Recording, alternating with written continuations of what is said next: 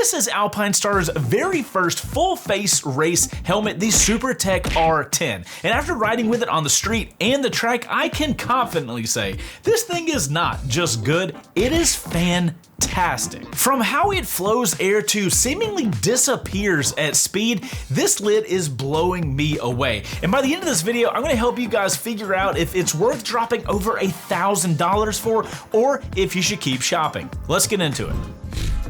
Now guys, just a quick heads up before we get into this video. Alpinestars did send me their Supertech R10 for review, but this entire video is my own experience. I do not accept money to do reviews for products. That just doesn't make sense. But the way you can support this kind of content is by using our affiliate link in the description down below when you guys are getting your gear from Revzilla. It doesn't cost you guys anything, but it massively supports us to keep doing these independent reviews for you guys. So you guys that are using those links, massively appreciate you. Let's get into the review. Now guys, right out of the box, the R10 makes a statement. The lines are clean and aggressive, and that spoiler on the back just gives it this race-ready profile while it's just sitting flat on a table. Speaking of the unboxing experience, the Supertech R10 does not ship just as a helmet with a clear visor like most normal helmets. This thing ships with a carrying bag, a dark visor to go with the clear visor, it comes with a pin lock insert, and it even comes with tear-offs, and it comes with a chin skirt if you want to use that. So you're kind of getting the entire package when you buy this thing. Also, side note, the helmet bag actually comes with these little pockets on the side. I've been using it for press launches when I'm traveling and having to keep my helmet with me, and I kind of love it. So thank you for making an awesome bag. Now, to give you guys some context of the helmet I was wearing for track use before this, it was in the Ruroc Atlas 4.0 track. And not to knock Ruroc, you guys do that enough in the comments, but the Supertech R10 is in a completely different league. I found this out the second I started riding with this helmet, and it was leaps and bounds ahead of what I was used to. Now, let's talk about build quality and materials, and for a first shot at a race helmet, Alpinestars really brought their A game with this thing. So the shell is made out of a multi-layer carbon composite that combines 3K carbon, unidirectional carbon, and aramid fibers. What does that mean? I have no idea. I'm not a scientist. But apparently this is supposed to give you a shell that's not just strong and light, but optimized for dispersing energy in a crash. Now, speaking of a crash, let's talk about safety. This thing is ECE 2206 and DOT certified, and when you're holding this helmet, you can just feel the quality of it. It's kind of hard to verbalize, but you know, feeling on it, opening the visor, moving the cheek pads around, the whole helmet just has a very high quality feel to it, which I would expect for a helmet that costs this much. Now, weight-wise, you're looking at 3.35 pounds or 1,520 grams for a size medium. That puts it right in line with its competitors like the Shoei X15 and slightly lighter than the Corsair X. Now, I will say that weight feels very balanced on your head and caused me no neck fatigue even after a full day at the track.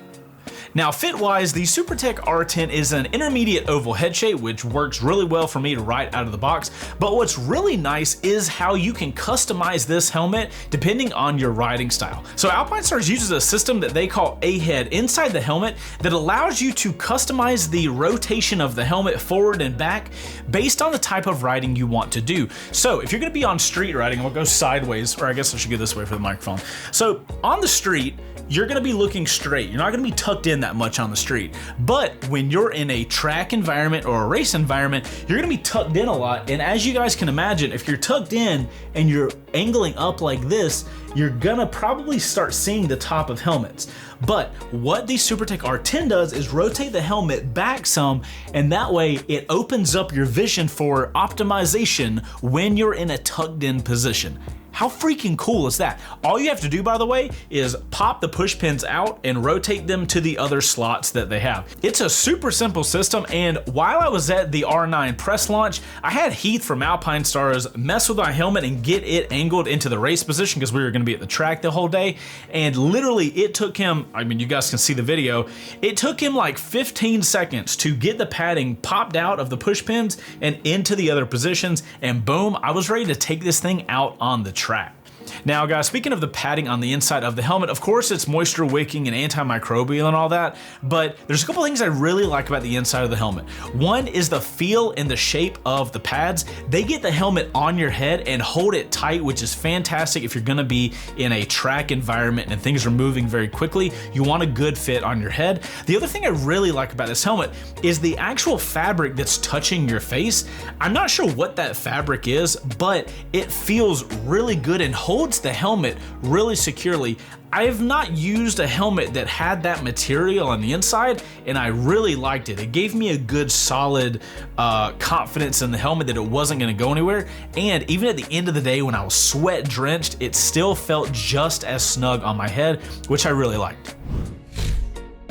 All right, so let's talk about ventilation because the airflow in this helmet is absolutely nuts. Up top, you've got a multi-position intake vent plus a large scoop, and on the sides, you have 2 additional intakes. There's also a big chin vent with its own adjustable shutter and exhaust vents on the spoiler to help pull out the hot air. All that airflow means that this helmet is gonna stay cool even on those really hot days or those long track days. The helmet never felt stuffy even with all the vents closed.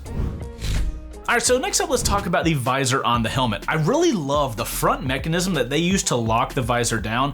Typically when you're wearing race gloves, it's kind of hard to feel around for those little side pieces of the visor to pop the visor open. So what Alpinestars is doing with this one is they have this little metal mechanism in the front of the helmet. When you close the helmet, this little metal thing pops out, and that way that locks the visor in and it is locked in. It feels super solid. Then if you want to open the visor, they have designed it somehow perfectly to push the metal tab this way, that pops the visor out, and then it almost perfectly catches your thumb and you can open your visor. I've never seen that little mechanism thing before, but it is fantastic. I had no problems getting the visor open when I would be finishing a track session, or if I'm just trying to open my visor while street riding. I really like this little central mechanism, and that's a pretty big deal because in the past, any visors that had all of their locking stuff in the front middle, I never liked them because I always wanted something on the right side because obviously I wanted it on the left side because my right hand is using on the throttle or something like that, right? So I've always liked visor mechanisms on the left so I could easily get to them. But this little center thing is really cool, and I loved how secure it made the visor lock in place when I wanted it all the way down. Now, another note about the visors themselves, obviously if the helmet comes with a pin lock, then the visors are pin lock ready. If you guys don't know what pin lock is, it's basically like this little film thing that you put on your inside of your visor, and it makes it not fog up if it's cold outside and your visor's shut. I'm not gonna go into what pin lock is, but the visors are pin lock ready, and they are quick swappable with no tools. You literally just push the little thing on the side, the little mechanism on the side of the helmet, and the visor will pop out. That little side mechanism worked fantastic. Sometimes helmets, you gotta finagle those to get them right, and Alpinestars did a really good job with that. I will note that the visors themselves, I don't think they're flimsy, but they're very wiggly. And I don't know if that's intentionally done, but they can feel a little light if you're opening and closing them towards the top. They just have this little light feeling and they wiggle a little bit. Now, part of that could be weight saving. I'm not, like I said, a scientist, so I'm not sure, but that's something that I noticed on the visors. I was like, these things can wiggle a lot if I have it at the top. Now, I will note, I've never had them wiggle while I'm riding. This has only been while I'm holding the visor, and they've never wiggled like in the wind or anything like that. And also, when the whole thing is shut, it feels super solid. So I don't think this is a quality issue. I think this just speaks to the type of material they're making their visors out of, but you guys let me know what you think.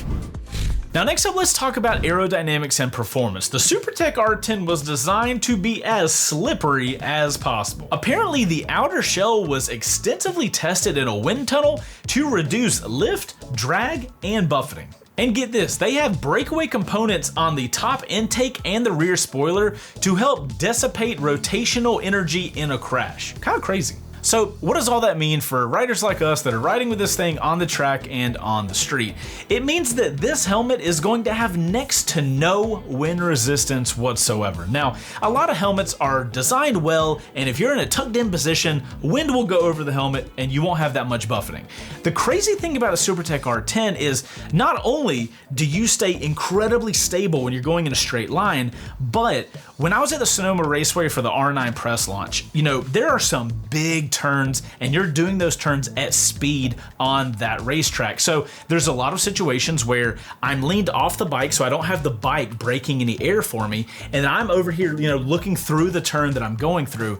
The helmet does such an incredible job of offering me all of the stability, all of the wind resistance from this position, but when I'm in this position looking sideways. So like, it's the whole side profile of the helmet. It's a position the helmet should not be in, that where I can get that much wind resistance, or no, that little wind resistance, I guess, but it does such a good job. And I feel like you guys that end up buying this helmet are going to realize that when you're in technical riding scenarios, obviously track days or on the highway, you are going to be surprised at how little buffeting, how little resistance you're getting. This helmet just cuts through the air so incredibly well, which is why I plan on using this helmet for far longer than just after this review.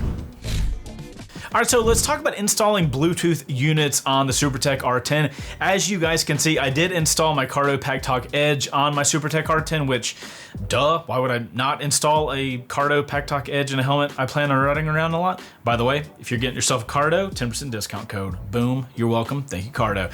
So the install process for the Cardo went relatively seamlessly, with only one little thing that caused a little bit of a hiccup, and I'll tell you guys in a second. So one of the nice things is on the inside, in the foam, there are little cutouts that are perfectly sized, like literally perfectly sized for the headphones of the Cardo, so those fit in really nicely. There's also plenty of room inside the helmet to route all your wires.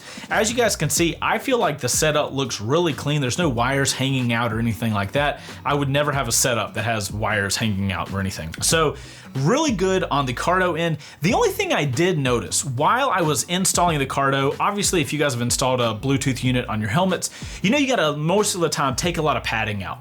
And while I was taking the padding out, I noticed there was one little piece of fabric. It was kind of like this like rectangular or square-ish piece of fabric, same material as the padding is, but I noticed that it was only being held in by 2 push pins. So I would recommend to Alpinestars, like mine never fell out or anything like that because I was, you know, obviously being careful while I was installing stuff, but having a piece of fabric like that only being held in by 2 push pins, I could see if somebody wasn't being careful and they had the helmet upside down or something, that could fall out, and bro, I would never be able to puzzle piece that thing back into the helmet. So I wish that piece was connected to one of the larger pieces.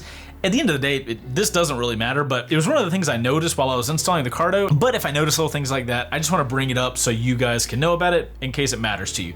But overall, the whole Cardo process went super nice. The little microphone stuck right on the front. It's been staying on there with no problem. Some helmets have that internal material that doesn't like things stuck to, but Cardo's using some sort of like special sticky stuff that sticks to everything, so good job, Cardo.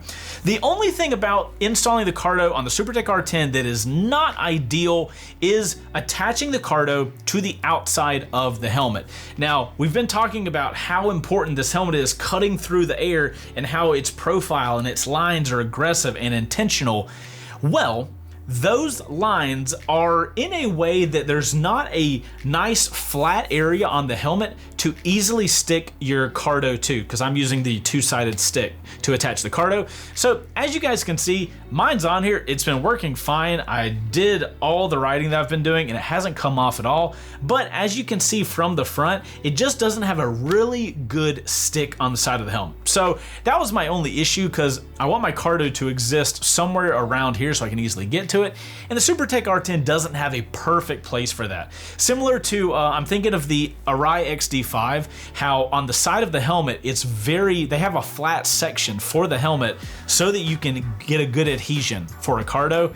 The Supertech R10 does not have that. I wonder if it's because I just did the review of the XD5 and I know that, and I know to look for that. Regardless, that's the Bluetooth comms setup. All right guys, so next up let's talk about the motovlogging setup for the Supertech R10. Obviously I've been doing a few videos on the Supertech R10, so I can talk to using it as a motovlogging helmet. So I would say the Supertech R10 is a decent motovlogging helmet. The only thing that makes it not ideal for motovlogging is the amount of air that goes into that helmet. Even with all of the vents closed, there's a good amount of air rushing around that helmet. So for hot days, that's gonna be great, but for audio, it's gonna be less than ideal. But I do plan on continuing to use this helmet, so I'm gonna keep finagling my audio placement until I can find something that works really well, because I do really like this helmet and I would like to keep using it. Now, if you guys are curious, the helmet setup that I'm using for this helmet is my clamp on style motovlogging helmet that can be taken on and off of different helmets. If you guys want to know all the details of this helmet setup, I'll have a link in the description. I go through the entire setup, and it's kind of the setup I'm using for all of these helmet reviews and judging how they are for motovlogging helmets, or if you guys want to use them for motovlogging. I will note that if you're looking at the Supertech R10 for a more consistent motovlogging setup where you have like a two-sided sticky tape thing on the front, the Supertech R10, you're gonna run into the same problems with the little lines. But my little clamp setup has been working really well. I did have one time where I hit the clamp and I didn't notice I had hit it, and then a little while later I noticed it was holding on to the very bottom chin of the helmet. I grabbed it, never fell off, I never had the problem, but that did happen one time. And apparently the hilarious part about that, it was not on a track day. It was on just riding around town, like filming stuff. And I knocked it, I think a couple times, and I noticed it just hanging there. So that's just something to look out for.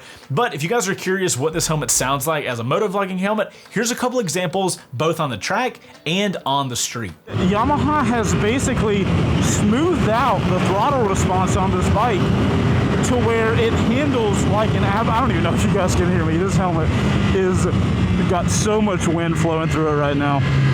So since we're talking about how the throttle is, and we've got some slightly curvy roads, we can talk about something that if you're a sport bike rider, you aren't gonna be doing on the Sportster S if you get it.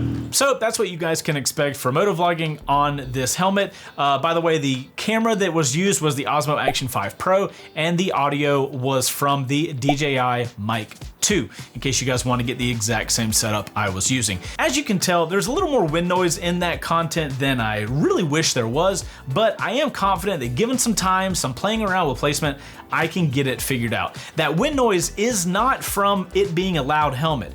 Speaking on how loud is the helmet's actually not loud at all, but it has so much wind inside the helmet, that's what's causing that extra noise. It's actually a pretty quiet helmet.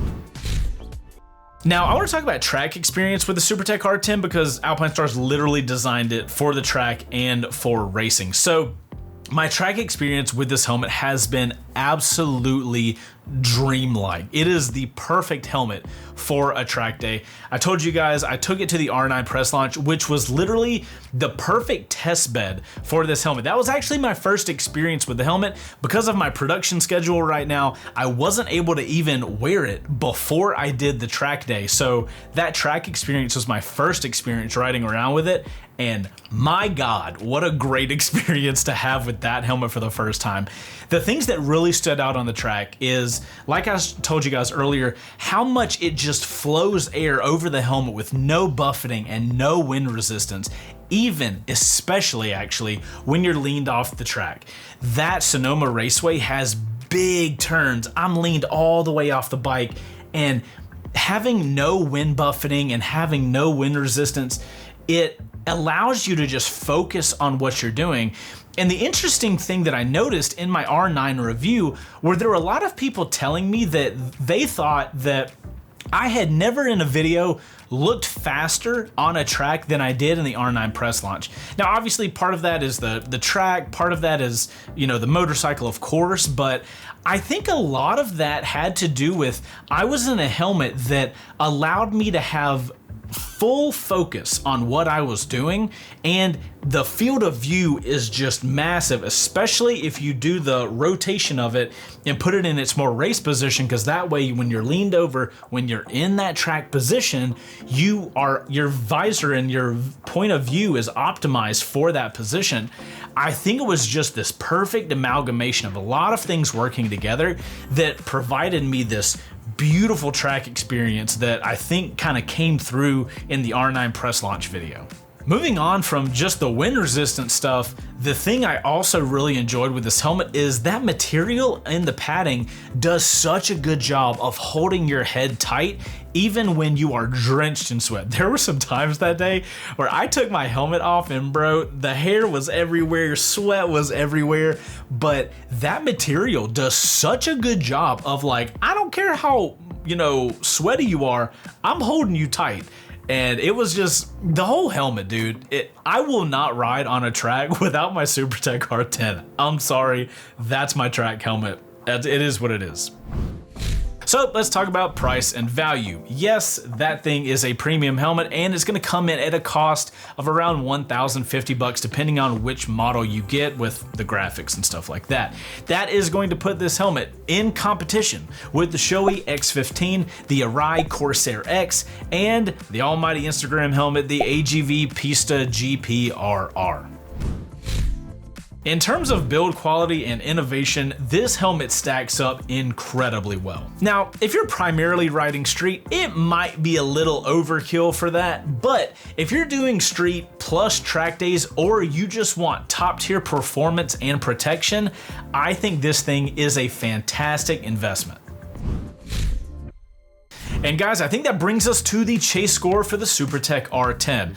Let's see how it fares. For comfort and fit, I'm giving it a 9 out of 10. I've spent some serious hours in one single day on this helmet and it has stayed comfortable the entire time, so I'm loving it here.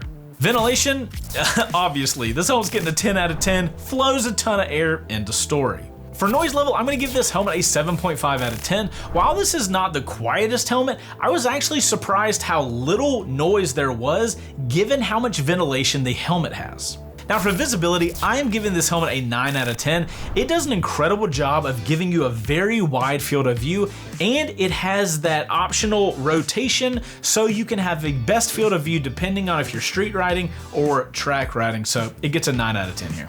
Weight-wise, I'm giving it an 8.5 out of 10. Any helmet that's built for racing or track days has to be relatively light so you don't get fatigued while doing those long sessions, and this helmet definitely delivers in that department. Now for the comp setup, I'm gonna give it an 8 out of 10. Like I told you guys, everything worked out super well except for a location to easily put your cardo on the side, so I knocked off 2 points, but pretty good job. Now for the Motovlog setup, I'm gonna give it an 8.5 out of 10. Obviously it has to be pretty decent for me to be using it in my first rides, and the only points it's getting knocked down for is that audio setup is not dialed in yet, but don't worry, I have faith that I can make it better. For features, I'm giving this helmet a 9 out of 10, especially for the first full face helmet out of the gate. I think Alpinestars is really bringing everything a rider is gonna look for in a helmet for track days and racing. Now for the value for money, I'm gonna give it an 8.5 out of 10. Look, there's no getting around it. This is an expensive helmet,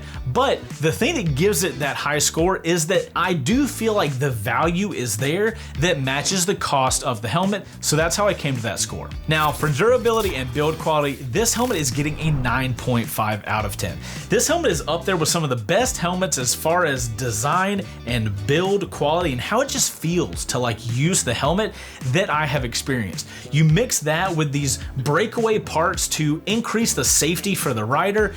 This thing is absolutely next level, and I had to save something for some time. So 9.5 I guess works, but it probably deserves a 10. And guys, that's gonna give us a total chase score of 87.5 out of 100. Fantastic. So guys, that's the Alpinestars Supertech R10 review. If you guys are serious about track riding or riding technical roads on the street, I think you guys are going to absolutely love this helmet. If you enjoyed this video, make sure to hit that like button. And if you're grabbing one of these helmets or any other gear, make sure to use our affiliate links in the description down below. Again, it doesn't cost you guys anything, but massively, like seriously, massively supports our gear reviews here, and it allows us to keep doing those. So if you guys enjoy them, please use those links. We really appreciate it. Anyways, guys, let me know in the comments if this ends up being the right helmet for you and if you're gonna pick it up. And if it's not the right helmet for you, let me know what helmet you're interested in me doing a review in the future, because we have a lot of helmets right off of camera right here that I have to do reviews on. So it might be in that group. Anyways, guys, I'm Chaseontwowheels. Hit that like button, subscribe for motorcycle content, and I'll see you guys on the next one. You please make sure to ride safe, have the right helmet. Don't worry, I'll help you out. Okay, bye. Today was leg day. That was a mistake. Oh no. Oh no. Okay. Okay. Bye. Thank you for watching this video. I like doing the gear reviews, and I hope it helps you guys out a lot. My legs are so bad right now. Okay, bye.